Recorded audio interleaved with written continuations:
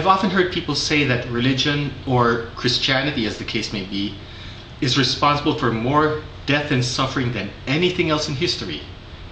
And to support this view, they point at things like the Salem witch trials, or the Crusades, or sometimes even the Nazi Holocaust, and say, see, this is what religion does. Religion has caused more death and suffering than anything else. I'd like to address that point because I don't think that's a fair inference, nor do I believe it's factually correct. I don't believe that religion is indeed the greatest single murderer of all time, so to speak. And I think the facts make that abundantly clear. Before proceeding to that point, though, I want to emphasize that I'm not trying to present an argument for or against God, nor am I trying to present an argument for or against the Bible. Those are wonderful topics to discuss, certainly worthy of discussion, but those aren't the points I'm trying to address. I'm trying to address a very specific point about this accusation made against religion and or Christianity. I feel the need to emphasize this because I've discovered that when this topic comes up, a lot of people interject by saying, well, I still don't believe in a God, and here's why, blah, blah, blah. Like I said, that's a valid topic of discussion, but it's not the point I'm trying to address. And I say this so that I hope that if some discussion comes of this video, that we can keep it on track. I urge people to get a copy of the Guinness Book of World Records. Open up to the category titled Judicial and look up the subsection titled Mass Killings. Who are the greatest murderers of all history? Well, let's take a look. Okay. The greatest massacre ever imputed by the government of a country was committed under Mao Zedong between the years of 1949 and May 1965. There were about 26.3 million Chinese that were killed during that time. Nobel Prize winner Alexander Solzhenitsyn estimated that under Lenin and Stalin and Khrushchev, about 66.7 people were killed as a result of state repression and terrorism. A more obscure individual is Pol Pot, still well known but not as notorious as these other fellas. He killed a third of his country. A third of his countrymen were killed between April 17, 1975 and January 1979. Okay. Tragic. I mean, that story just boggles my mind. Other instances of great mass murders. China, unfortunately, has had an unpleasant history in this regard. During the Mongolian invasion of northern China, about 35 million people were killed. And under bandit leader Chiang Hien-shung, otherwise known as the Yellow Tiger, there were about 40 million people killed. So, to summarize, you got 26.3 million Chinese under Mao Zedong. You've got 66.7 million under the Soviet Union, under Lenin, Stalin, and Khrushchev. You got Pol Pot killing 1/3 of his entire country, 1/3 of 8 million Cambodians. You have other massacres in Chinese history amounting to 35 million and 40 million people. What do you notice about these massacres? None of them were religiously motivated. And these are the ones that occupy the highest ranks in the Guinness Book of World Records. In fact, all but the last of these actually affirm atheism. All but the last of these actually were the result of atheistic regimes.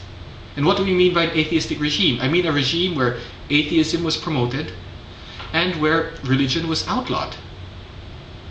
The greatest murders of all time occurred in places where religion was stamped out, not where religion was allowed to flourish. Now, some people get very angry when I mention this. Some people say, how can you say that atheism teaches we should massacre people? Atheism teaches no such thing. I'm not trying to say that.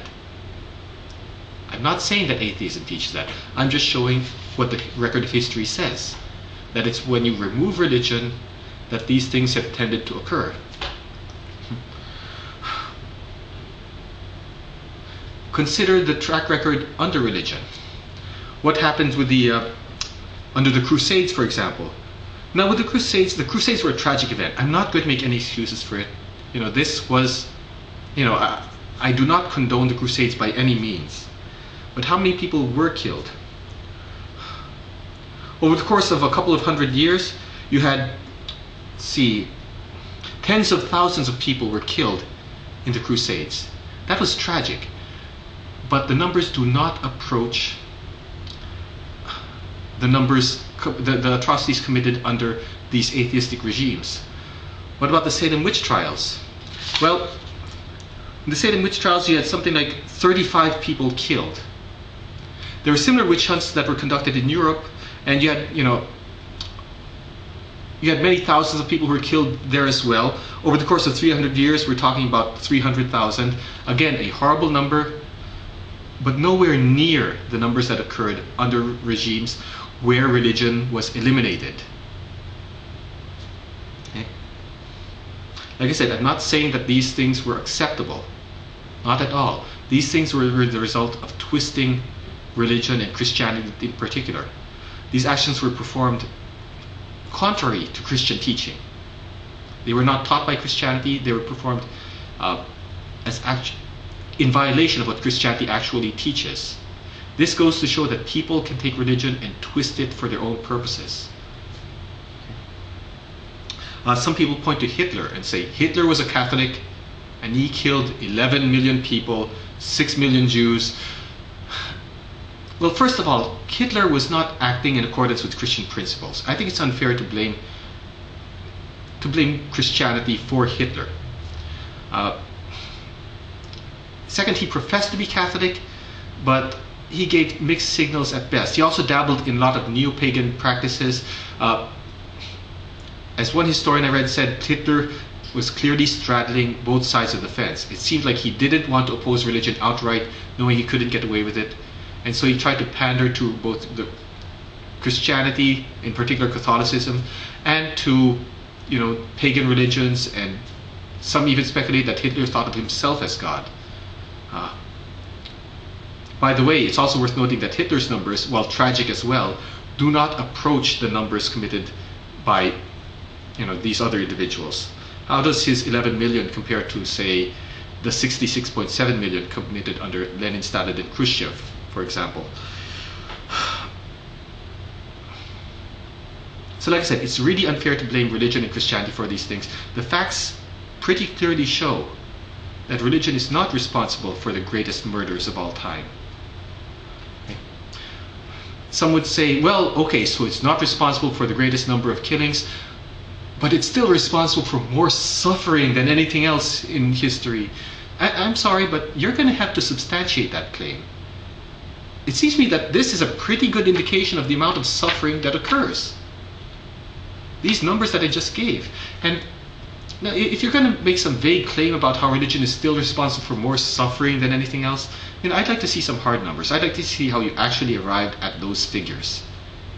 Because frankly, I cannot find any way to substantiate that claim. One last point. I mentioned that atheism does not teach that you should go out and massacre people, and I really believe that. At the same time, and I know this might upset people, I think it's worth asking, these individuals, these regimes that massacred people by the millions, is it at all unreasonable to surmise that they might have been less willing to kill 35, 40, 66.7 million people, etc., if they believed that there was a God to whom they would be ultimately accountable? I don't think that's an altogether unreasonable thing to surmise. It's like Dennis Prager says, if you're walking down an alley and you see a bunch of people, a bunch of tough-looking fellas walking toward you, would you feel better knowing that they had just come from a Bible study? I think most of us would be. So, for these reasons, I think it's very unfair to say that Christianity and religion have that track record, to say that the blame for the greatest murders, the greatest killings, the most suffering in all history should be laid at their feet. That's not a fair accusation.